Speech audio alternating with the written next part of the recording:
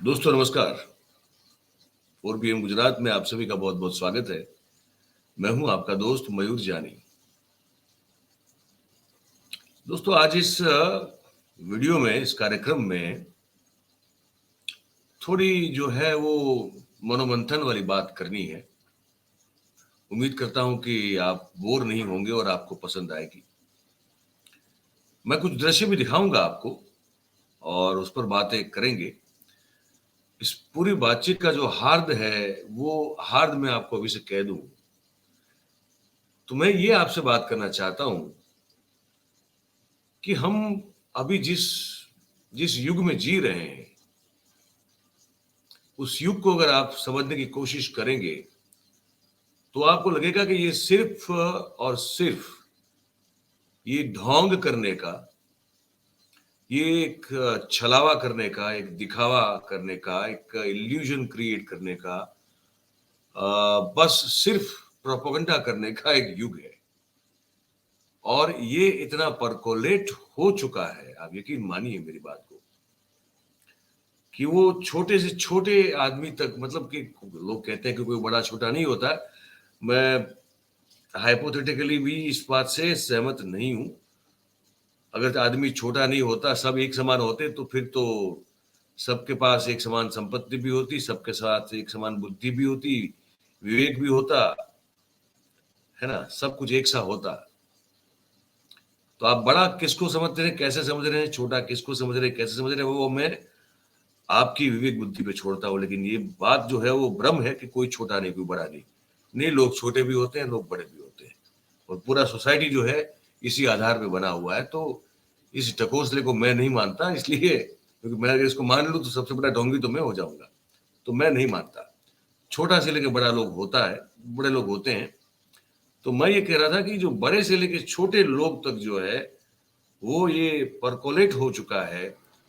ढोंग करना, दिखावा करना, छलावा प्रस्तुत करना, प्रोपेगेंडा करना, और किसी भी सूरत में अपनी कोई भी बड़ी से बड़ी बात तो छोड़ दीजिए, छोटी छोटी बातें हैं उसका भी हो सके उतना प्रचार और प्रसार करना।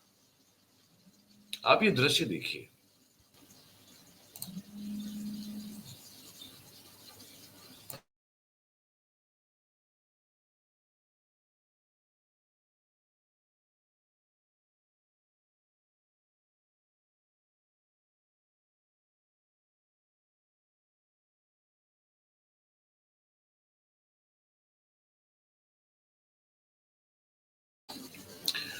अब ये जो देख रहे हैं ना आप, ये भजनलाल शर्मा साहब है। ठीक है। भजनलाल शर्मा साहब राजस्थान में एक इलाके में गए कहीं अपने सरकारी कार्यक्रम से, और वहां एक नाई की दुकान है, छोटी सी, एकदम सामान्य सी। वहां बैठ के, वैसे देखिए आप, तो और कुछ तो करवाया नहीं है, सेट करवाए, बाल सेट करवाए। लेकिन इसको एक फोटोग्राफिक इवेंट में, फोटो अपॉर्चुनिटी इवेंट में इसको उन्होंने परिवर्तित कर दिया। इनके बगल में वो अर्जुन मेघवाल साहब खड़े हैं, जो माने मतलब वो जाने जाते हैं कि इनसे फ्लेक्सिबल बताया जा रहा है कि बहुत कम लोग हैं राजनीति में जो इतने फ्लेक्सिबल होंगे, है ना। फ्लेक्सिबिलिटी का मतलब और भी होता है, आप समझ सकते हैं। मैं यहाँ पे भाषा का, मुझे मर्यादा का ध्यान रखना होता है, तो मैं इससे ज्यादा नहीं बोल सकता, इससे ज्यादा और कोई शब्द का इस्तेमाल नहीं कर सकता।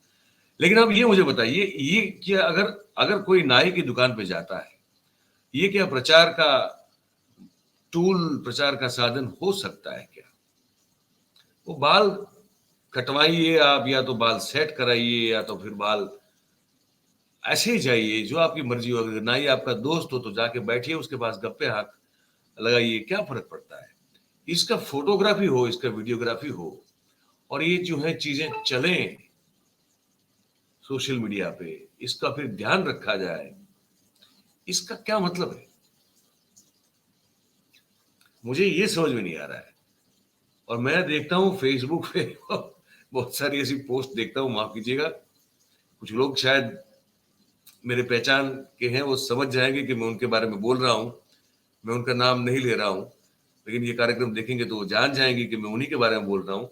ये आदत अब ऐसे सभी, मतलब ऐसे सब लोग तक पहुंच गई है जिनका बेसिकली, जिन्होंने कुछ किया नहीं है जीवन में, या तो वो जो कर भी रहे हैं तो उनसे किसी को खास वैसी रुचि नहीं है। मैं उठा सुबह सुबह, मैंने गर्म चाय पी, ऐसा एक फोटो डाल देते हैं। भाई साहब क्या फर्क पड़ता है, आपने चाय पी नहीं पी, आपका जीवन है। आप चाय पीजिए, आप कॉफी पीजिए, आप दूध पीजिए, आप वो सब पी सकते हैं, लेकिन आप सुबह सुबह जो है वो लोगों का खून क्यों पी रहे हैं? फिर वो पोस्ट डाल के वो पता नहीं 500 300 व्हाट्सएप ग्रुप में इस पोस्ट को फिर वो वायरल करने की कोशिश करते हैं। समझ रहे मेरी बात को? कि देखो मैंने फोटो डाली है कि मैं चाय पी रहा हूँ, या कप में पी रहा हूँ, या तो डिश में पी रहा हूँ। अरे भाई क्यों सब आप ये सब क्यों कर रहे हैं? आपने चाय पी, आज इससे पहले भी चाय पीते थे। आज से 25 साल पहले भी लोग चाय पीते थे, 20 साल पहले भी चाय पीते थे। तो कहाँ कहीं फोटो डालते थे क्या? और नहीं डालते थे तब क्या जीवन में कोई तकलीफ होती थी क्या? नहीं होती थी। तो ये सब जो ढकोसला और ये दिखावा जो हो रहा है, उसका असर आम आदमी तक, जिसको उसकी कोई लेना देना नहीं था, उस पर पड़ रहा है, और उसका साइकोलॉजिकल इफेक्ट पड़ रहा है, इम्पैक्ट पड़ रहा है। वो ये है कि उन्होंने 300-200 जगह पे भेज दिया उनका ये चाय पीने वाला पोस्ट, और अगर कुछ करीबी दोस्तों का भी इसमें अगर पॉजिटिव रिस्पॉन्स नहीं आया कि बहुत बढ़िया, या तो अच्छा, कैसी बनती चाय, वगैरह वगैरह, तो इनका पूरा दिन खराब जाता है, रिश्ते खराब होते हैं। ये यहां तक नौबतें आ चुकी है। तो ये इसको क्यों करना? और ये अकेले नहीं है, सब लोग कर रहे हैं। ये राघव चड्ढा को दिखाता हूं मैं आपको, देखिए। ये राघव चड्ढा साहब हनुमान जी मंदिर जाते हैं सुबह सुबह। तो अब वो जाते हैं, उनकी आस्था है, उसमें कोई आपको क्यों रोकेगा टोकेगा। लेकिन आप अपनी आस्था को अपने तक क्यों नहीं रखते? जैसे ये भजनलाल शर्मा जी की उस समय की आस्था थी कि वो एक नाई की दुकान पे जाए, उनके साथ बैठते, गप लड़ाते, उनका सुख दुख को पूछते, अच्छी बात थी। वैसे ही चड्ढा साहब को सुबह सुबह हनुमान जी के दर्शन करने बहुत अच्छी बात है, करने चाहिए। हालांकि तो लोगों के घर में ही अपने छोटे छोटे मंदिर होते हैं, वो उनके घर में भी होगा, लेकिन कई लोग बाहर के मंदिर में भी जो है जाके दर्शन करते हैं, अच्छी बात है।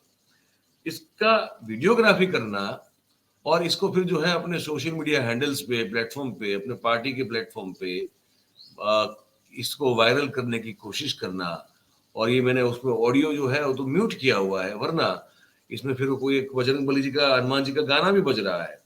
इसको इस तरह से इस वीडियो को बना के इसको प्रचारित प्रसारित करना, इससे क्या हासिल करना चाहते हैं राघव चड्ढा जी? बड़े रैशनल आदमी है, मैं मानता हूँ, बड़े विवेक बुद्धि वाले आदमी है।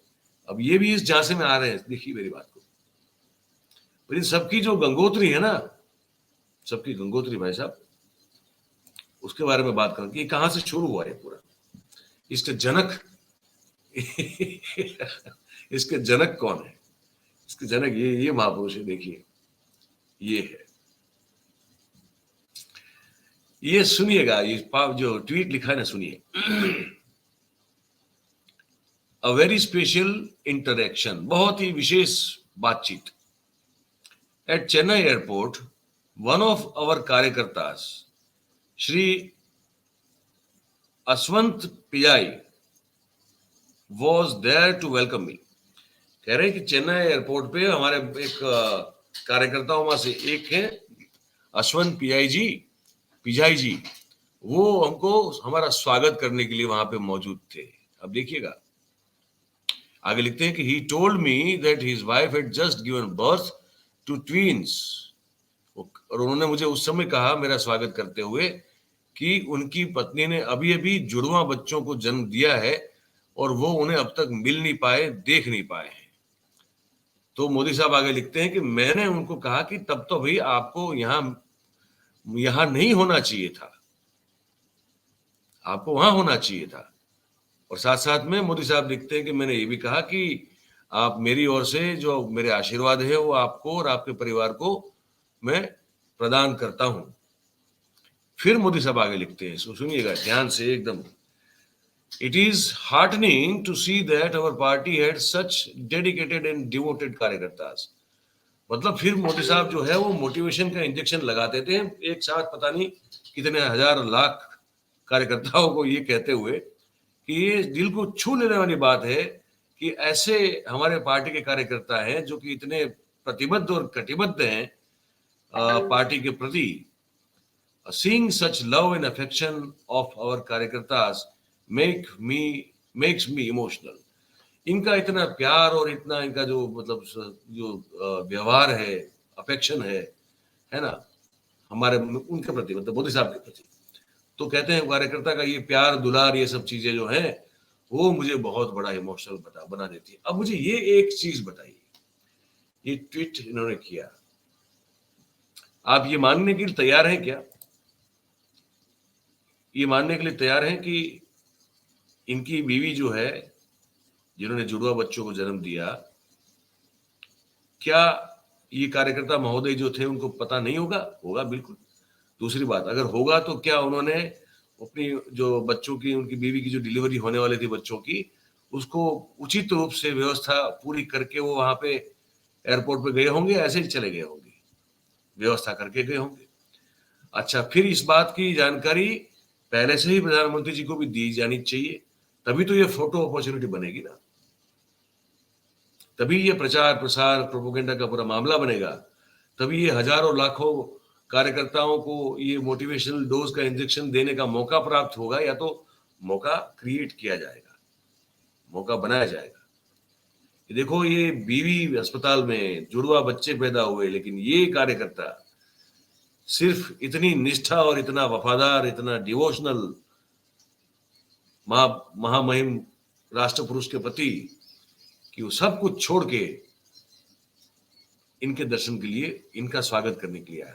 इसमें ये नहीं लिखा है कि इस कार्यकर्ता की तमिलनाडु में पार्टी में हैसियत क्या है, क्योंकि बगल में अगर आप खड़े देखें तो उस तरफ जो है वो अन्नामलाई दिखते हैं, जो कि भारतीय जनता पार्टी तमिलनाडु के करता हरता है। लेकिन ये जो अश्वनाथ पिजाई जो है, उनका ऑर्गेनाइजेशनल होदा क्या है, पद क्या है? अगर मोदी साहब ये भी लिखते तो पता चलता कि ये बहुत छोटा कार्यकर्ता है या ये भी पार्टी के संगठन का बहुत बड़ा एक नेता है, ये तब समझ में आता। तो बहुत सारी चीजें जो है ना आप तक पहुंचाई नहीं जाती, लेकिन आपको गदगद कर दिया जाता है,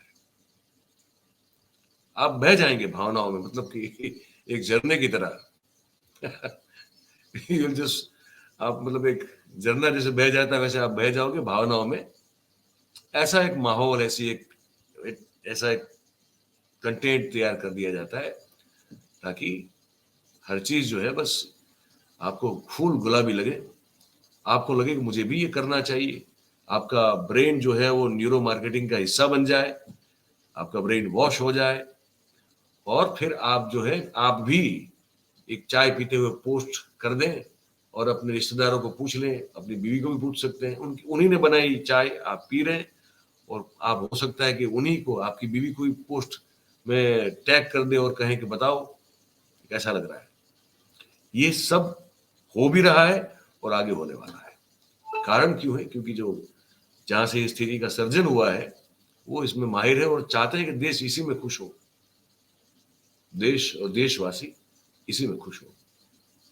फोटो खिंचवा रहे हैं, लगातार फोटो खिंचवाते रहे लोग और अलग अलग जगह पे पोस्ट करते रहे और पूछते रहे कि मैं कैसा लग रहा हूं या कैसी लग रही हूं, ये जो खाया वो ठीक था कि नहीं था, जो पहना वो ठीक था कि नहीं था।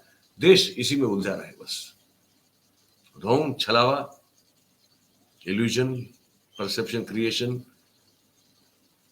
और लगातार नैरेटिव्स का बनाना, इसी में उलझ गए हम लोग भाई। तो उन्होंने कहा थोड़ा मन मस्तिष्क को दस्तक लगा दूं मैं, अगर आपकी कहीं मेरी आवाज आप तक पहुंच जाए तो इसलिए बातचीत की हमने पूरी। आपको कैसी लगी ये बात? आप अपने विचार हमको कमेंट बॉक्स में लिख के जरूर से बता सकते हैं। बात अगर आपको हमारी सही और सच्ची लगी हो, पसंद आई हो, तो फिर इस वीडियो को आप लाइक करें, इस वीडियो की लिंक को आप हो सके उतना शेयर करें, और हमारा जो चैनल है 4 PM गुजरात, उसे आप सब्सक्राइब करें और अपने आसपास के लोगों से करवाएं। ये विनती करते हैं हम, रोज, आज भी कर रहे हैं, और इसको मान लीजिए। बहुत बहुत धन्यवाद आप सभी का इस कार्यक्रम में हमारे साथ जुड़ने के लिए। Thank you very much. नमस्कार।